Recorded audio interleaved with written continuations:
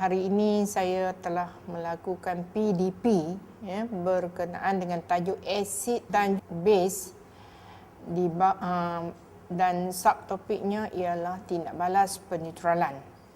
Saya telah meminta pelajar-pelajar membuat satu penyiasatan tentang tindak balas penetralan, iaitu menentukan takat akhir bagi tindak balas penetralan dengan proses penitratan.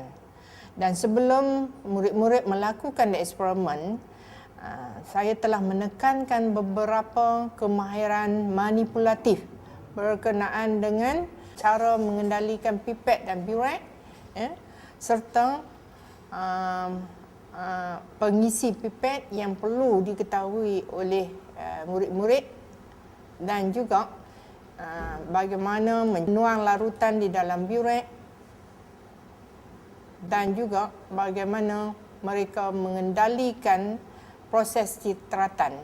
Dan di samping itu juga mereka perlu merekod data dan menghitung nilai kemularan ataupun isi padu yang diberi ketugasan kepada murid-murid dalam masa melakukan proses penetratan tersebut. Okey, di akhir sekali, saya telah berbincang berkenaan dengan bagaimana menyelesaikan masalah numerical, dan juga saya telah berikan satu contoh penyelesaian berkaitan dengan proses titratan.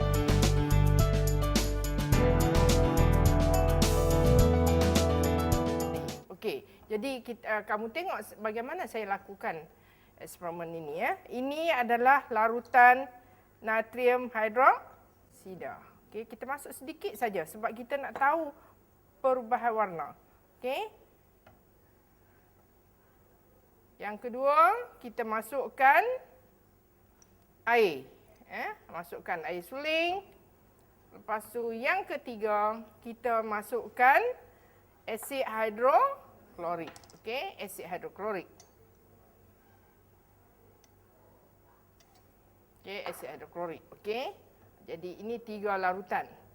Okey, sekarang saya akan titiskan 2 metil jingga ya. Kita dalam eksperimen ni kita akan gunakan metil jingga. Okey. Okey. Jadi kalau kamu perhatikan, okey. Ni kalau kamu perhatikan 3 larutan ya. Jadi 3 larutan bermakna kalau kamu tengok di sini, ini adalah larutan dalam alkali. Ini larutan dalam air suling. Dia agak, apa beza dia?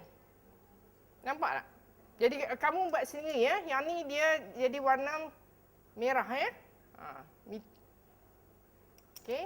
Jadi ini warna dalam alkali, kamu akan dapat warna ni dulu. Lepas tu dia bila lebih asid dia akan jadi warna ni. Okey? Sama juga ini untuk metil jingga yang kamu akan lakukan nanti.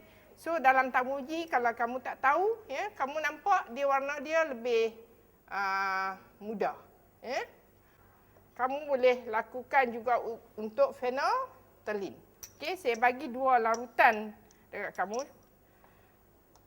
2 penunjuk ya, 2 larutan penunjuk. Okey, masukkan alkali, masukkan air suling. Lepas tu kamu masukkan satu lagi asid hidroklorik. Okey, asid hidroklorik. Okey, saya akan gunakan satu lagi larutan penunjuk ya, iaitu ini dalam alkali.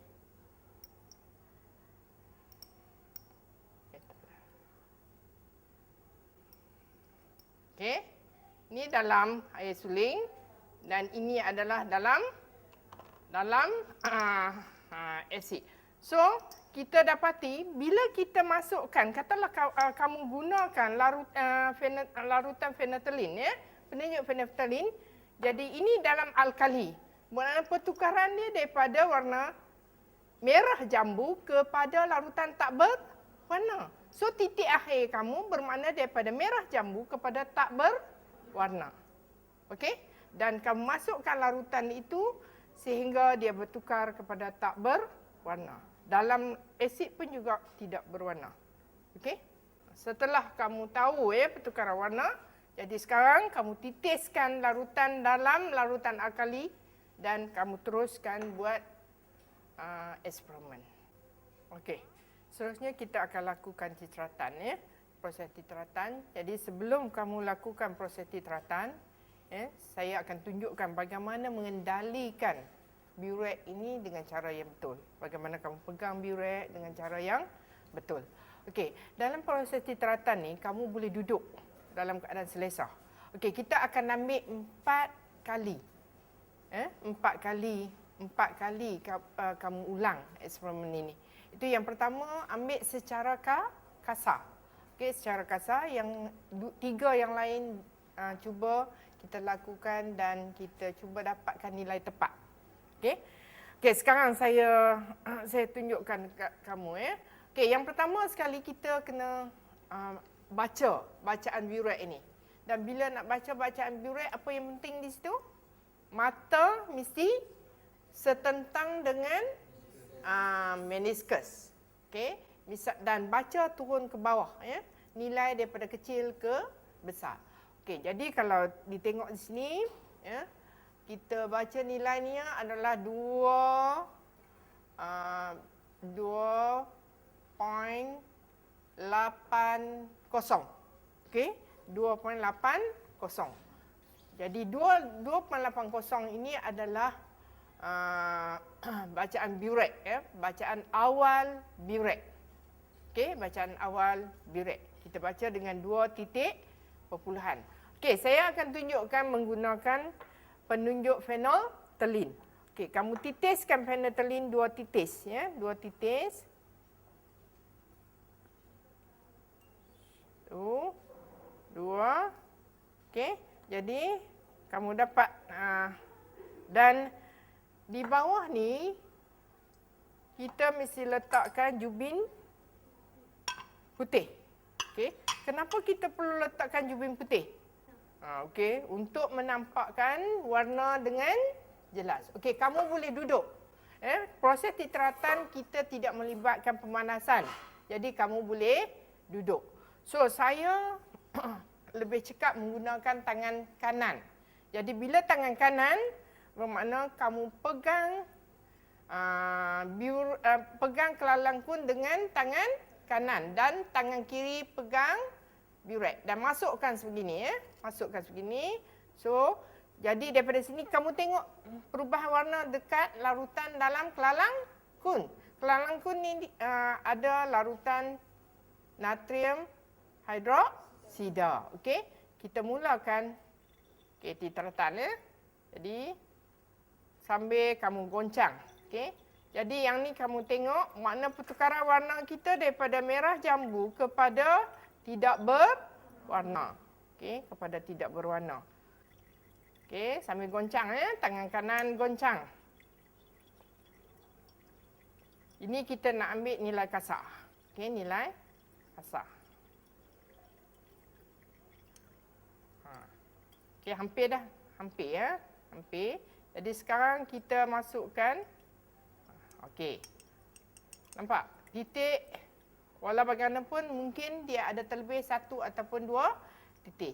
Okey. Sekarang kamu baca bacaan. 29 perpuluhan apa tu? 29.450 meniskus sama 29.50. Okey, jadi cuba kamu tolakkan 29.50 dengan 1, apa tadi? 20 apa? 20. Jadi dapat berapa? 26.70. Okey. Sekarang saya nak terang. Kita kena, ini adalah nilai kasar. 26.70. Jadi kemungkinan tadi ada lebihan 2 ataupun 3 titik pada nilai pada isi padu larutan asid yang kita tambah. Sekarang kamu buat langkah yang kedua. Jadi saya tunjuk yang pertama, yang kedua ni makna kita nak tengok nilai tepat. okey, kita nak tengok nilai tepat. Awak tambah balik larutan bagi penuh ya, burek. Lepas tu kamu baca bacaan awal, burek. Lepas tu kita nak mula, bila kamu baca, katalah kamu baca bacaan awal tu 1.0. Jadi daripada 26.70 tadi, kamu ambil nilai kasar dia mungkin 26. Jadi 1 campur 26 jadi 27.00. Jadi bila kamu mula buat titiratan, kamu boleh tambah dengan laju. Maknanya daripada 1.0 campur dengan 26 tadi jadi 27.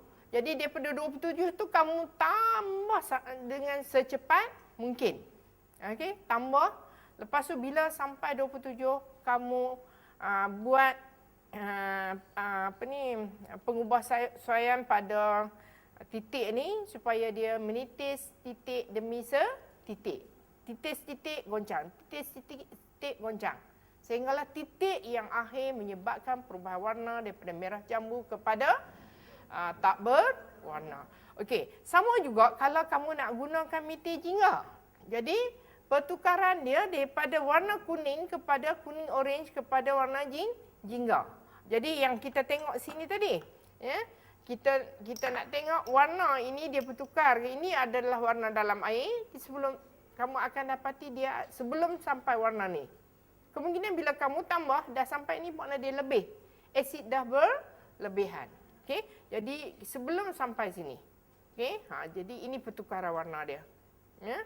Jadi kalau phenolphthalein ni memang selalunya kita gunakan phenolphthalein. Phenolphthalein ni senang sedikit ya kalau kamu nak gunakan phenolphthalein. Okey, saya ada bekalkan phenolphthalein. Jadi daripada merah jambu kepada tak berwarna. Jadi sama dengan yang saya lakukan di sini tadi. Jadi kamu boleh gunakan kedua-dua penunjuk yang mana kamu suka untuk kamu buat titiratan di sini.